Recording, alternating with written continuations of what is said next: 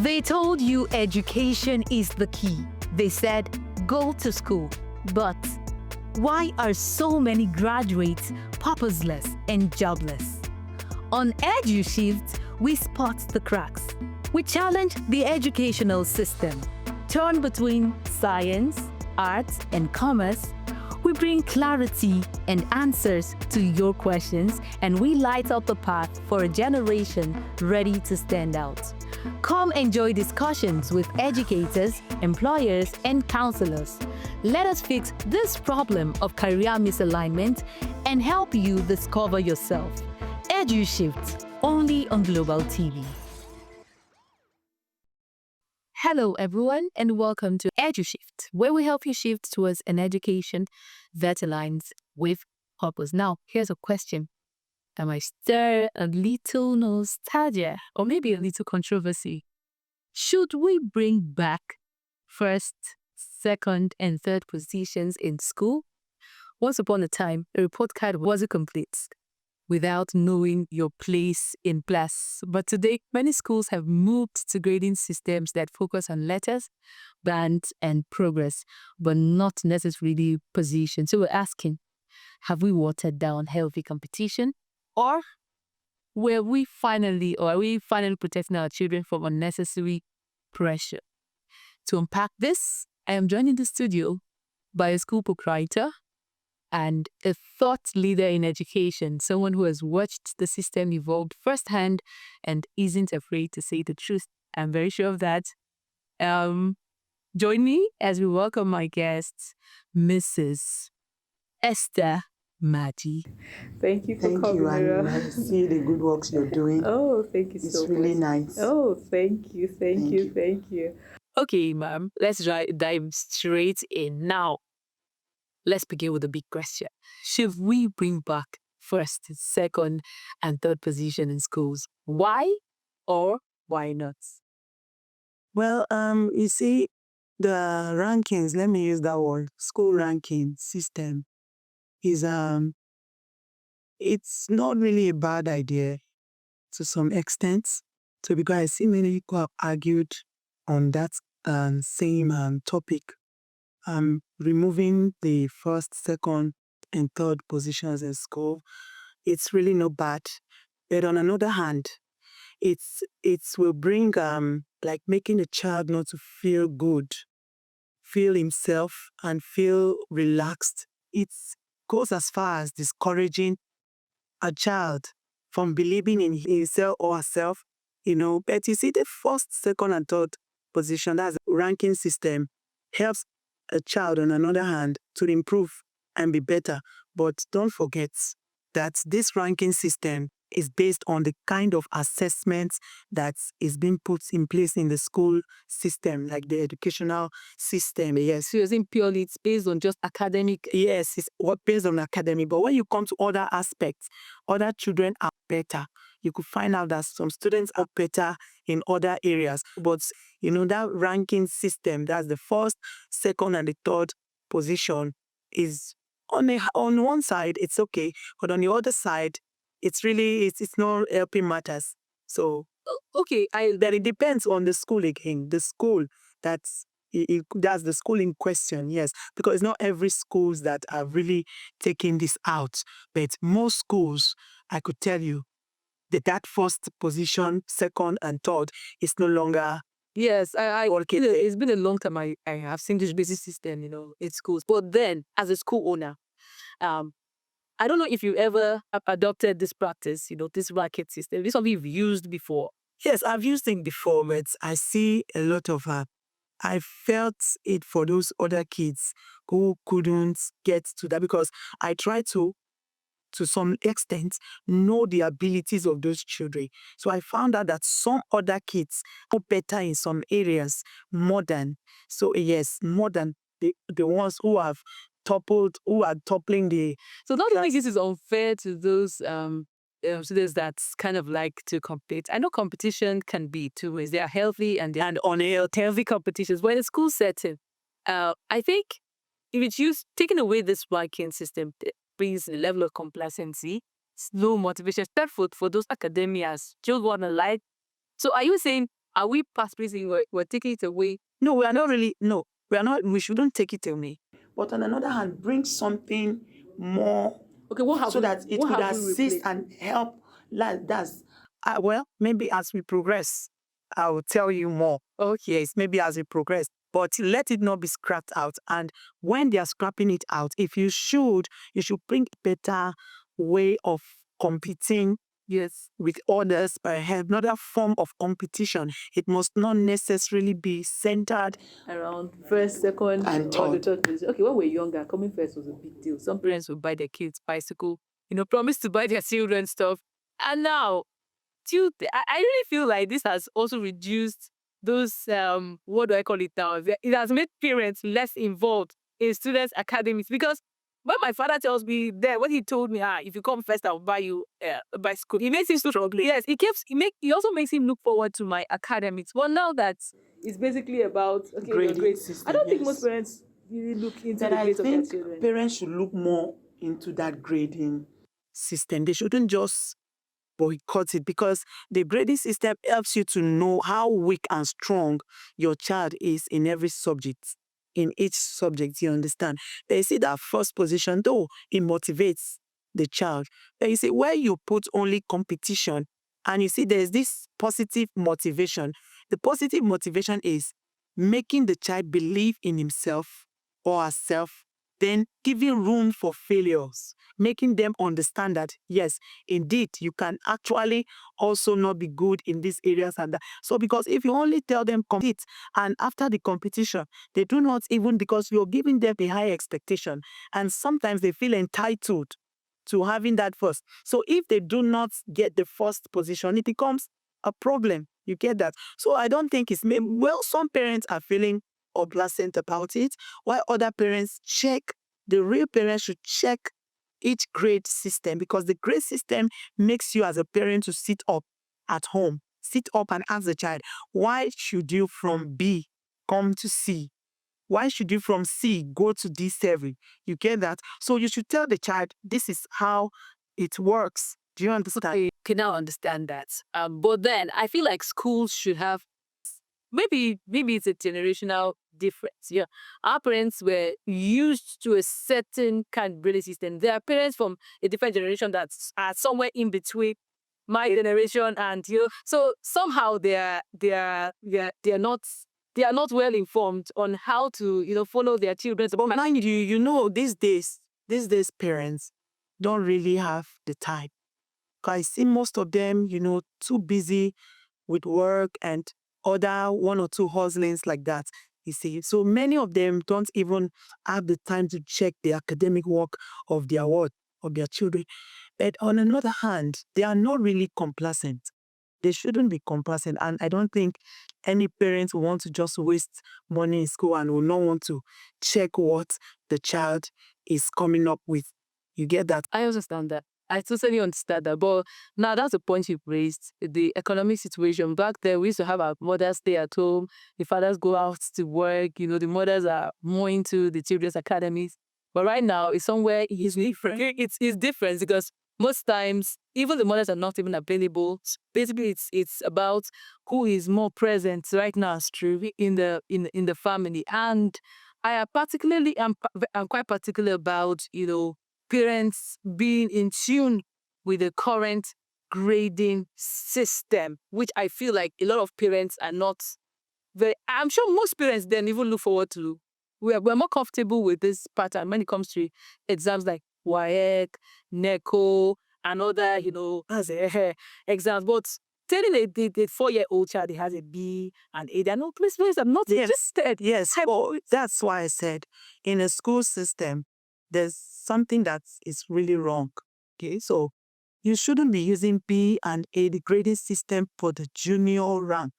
You understand? For the junior classes. So when it comes to the junior classes, there should be something also better, so that as they ascend, as they keep going up, as they keep growing, it should be changing, so that you don't fix this competition in them, that life is all about competition. Do you understand? Because at the end of the day, they might carry out this stuff outside, outside to the real world. So in the schooling system, bring in the real life, the reality into the school system.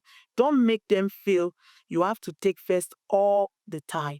So the day that the child ends up not becoming in the first position, second or third, what do you expect of that child?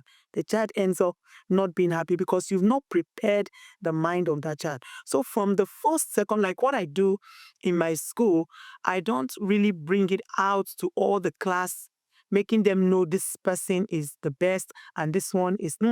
I give them a reward. Like I don't want to use the word secret reward, but I try to make them feel loved and make them feel this is the best in among others. I get that. I understand the psychology and I understand the fact that because you will make other students or that they feel bad, but they need to know that they need to excel. Good. For an academic environment to excel, there should be a need for competition, and not a healthy competition. So what do you call a healthy competition? Good. A healthy competition is one that you make the child believe in himself.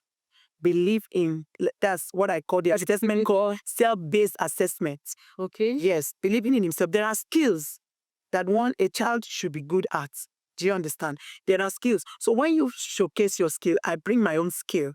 We put it on the table. We are on two different skills. You get that? So we are both best in our own different ways. So that is a healthy competition. Not making someone feel, oh, I got first and you got 10th, you took 30, you're taking up all the whole class. Okay. See, let me give you a story. Okay. While I was in SS1, SS2, there's this exams you normally write. Then in command, they call it intercommand.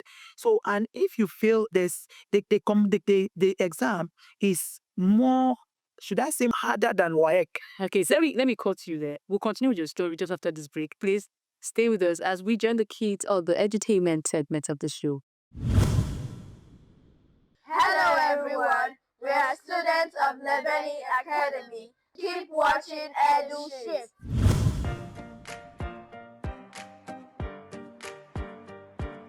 So guys, I just finished my drama audition and the judges are clapping before I finished. I was born for the stage, I swear. That's great, Ada. I'm happy for you. Wait, didn't you go for the drama audition? No, I didn't. I just don't think I have anything special to show like you do. What? Well, your drawings are amazing. You made a full comic book for our class project and the teacher even kept it on our table. Yeah, but people clap for dancers and singers, not quiet kids with pencil. Is that a talent? Who told you that, Tolu? Talent isn't always loud. Some of us shine on stage and others shine on paper, but shine is shine. What if no one notices me? Then we'll help them notice. That's what friends are for. Tomorrow, I'll stand beside you and introduce you like the star you are. You are not invisible, you are just behind the scene. Without people like you, people like us have nothing to stand on. You really think I have a chance? You don't need a chance, Tolu. You already have a gift and it's time to let the world see it. Every child has a gift. Some are seen, some are discovered, but every gift deserves to be celebrated. Thank you. Hello, my name is Sean Victor and I'm 11 years old. My name is Nadia Okori and I'm 11 years old. My name is Savannah Ivan and I'm 10 years old. And we are here to talk about the adults in our lives. Not just our parents, our teachers, aunties, uncles, and everyone who say they care. Sometimes I don't talk, not because I have nothing to say, but because I've said it before and nobody listened. I was told you're too small to feel that way. But I'm not too small. I feel sadness, I feel fear, I feel confusion.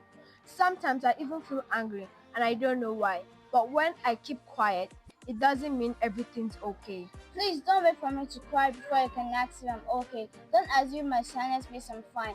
Ask me how I feel and wait long enough to hear the real answer. Teach me that it is okay to speak up and safe to be honest. Because I'm not just a child. I'm a person with a head, with a mind, and with a voice that deserves to be heard. So dear grown-ups, please listen. Even when we're not talking. Thank you. Hello everyone, my name is Gita Nakobasi. And today on EduShift, I will be creating a cartoon on my Android phone. Now let's go! first step is to download the app I used to make my cartoon on Play Store. Right after that, I will launch my app and then I begin to create.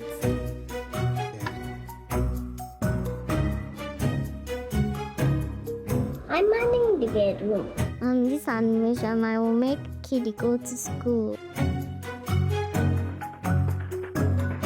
So, let's bring this box down.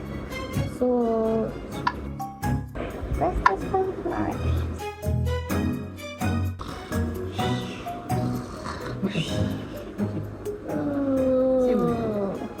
Kitty will get up from sleep. Oh, it's time to go to school. Let me pick my book and go to school.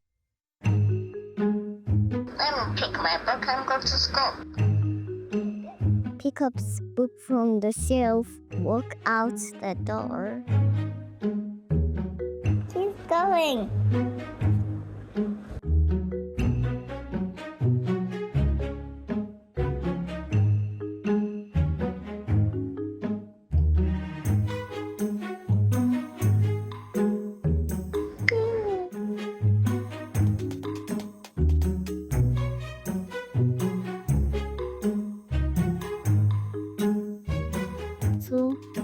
And 0.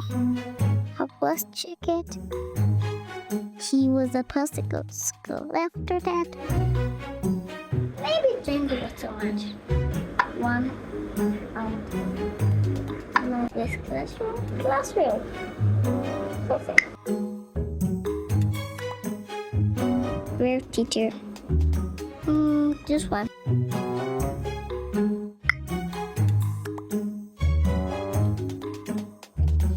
I'm trying to make the cat speak to the teacher. Good morning. Good morning. Good morning. Good morning, Miss Maji. Hello, sir. How are you doing? I'm fine. I'm doing fine.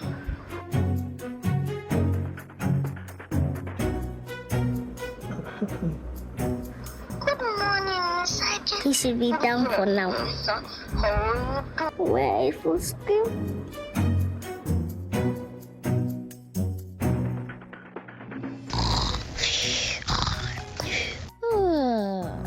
Oh, it's time to go to school. I'm coming, but can't go to school.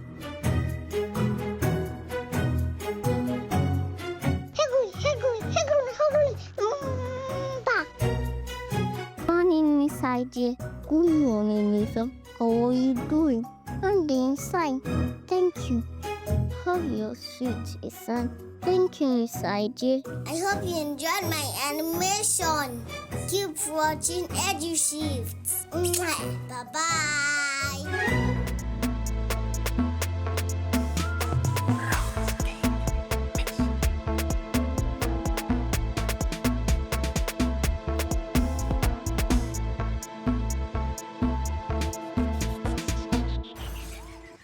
Welcome back. If you're just tuning in, this is EduShift, where we help you shift towards an education that aligns with purpose. As before we go into that break, I of course was in the studio with a proprietor and academic consultant. She is Mrs. Maji Esther, and we're still in the conversation. Thank you, Preesca. Okay, so you were sharing a story. Yeah, so when they shared this result was out, and the ones that failed, I remembered one of my classmates said she was going to jump from a story building down just because she failed.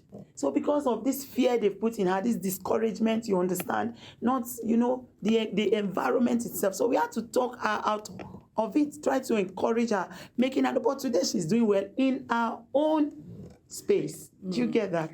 I understand. I totally understand. So, do you believe a child who consistently comes 10th or 25th starts believing they are not good enough? Yes, it starts to make the child know they are not good enough, but it's the duty of the parents, mostly the teachers, to work on the child, because there's no child that doesn't have an ability in them. So every child is good. All children are good in their own unique ways because they are unique. uniquely built. You get that? So there's no child that, but that first, second, and third, a child getting 25th, what do you expect? I kind of feel self-esteem. Schools bring up these policies because of parents. They don't want to offend parents. They don't want parents to feel like they're wasting their school fees so that they can come back term after term to that school. No, it's not like that. It's not like that. Don't think that way. Because if you think it's that way, because we have some parents who don't even accept truth. So no matter what you tell them concerning their children, and there are children, when they go home, the parents don't even care. They send them home with their works, with their home fund. They come back to the school with it. Some don't even have someone to put them through. You see this? There are many factors contributing. I get, but you don't want. I don't think you're disputing the fact that parents don't like this system, and that's why the schools are complying with it. No, they like the system. They like the first, second. Yes, they like the system, but not all of them.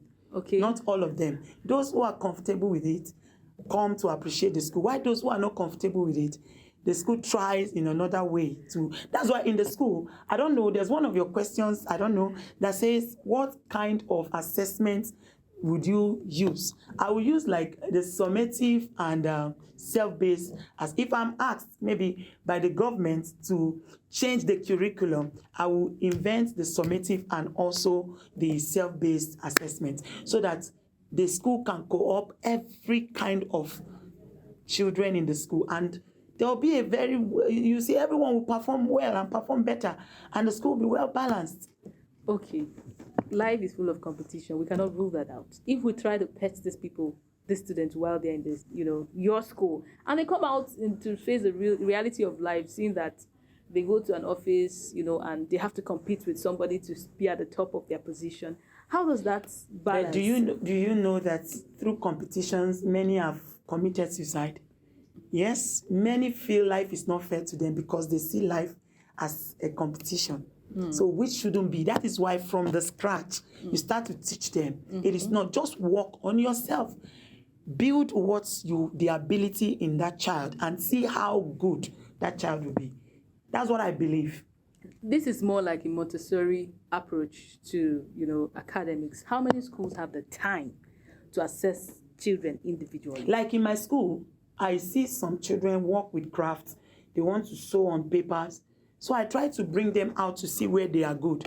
You might not be good in home economics. You're good in mathematics. So I try to use, there's a particular boy in the school that likes to, he's so curious and so inquisitive. So he likes to open things and fix things back the way it is. So I noticed this will be science inclined.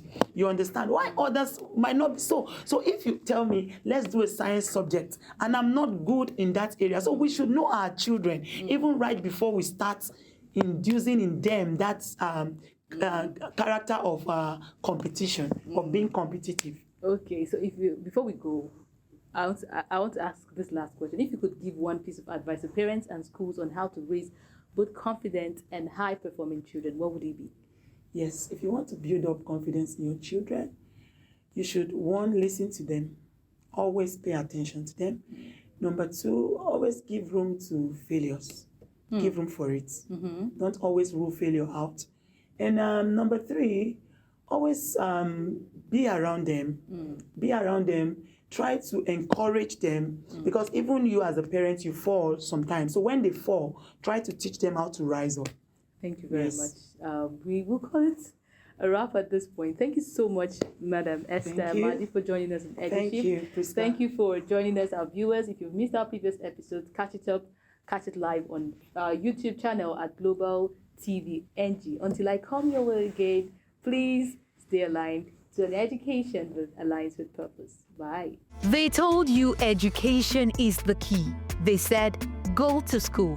But why are so many graduates purposeless and jobless? On EduShift, we spot the cracks. We challenge the educational system. Torn between science, arts, and commerce, we bring clarity and answers to your questions, and we light up the path for a generation ready to stand out. Come enjoy discussions with educators, employers, and counselors. Let us fix this problem of career misalignment and help you discover yourself. EduShift, only on Global TV.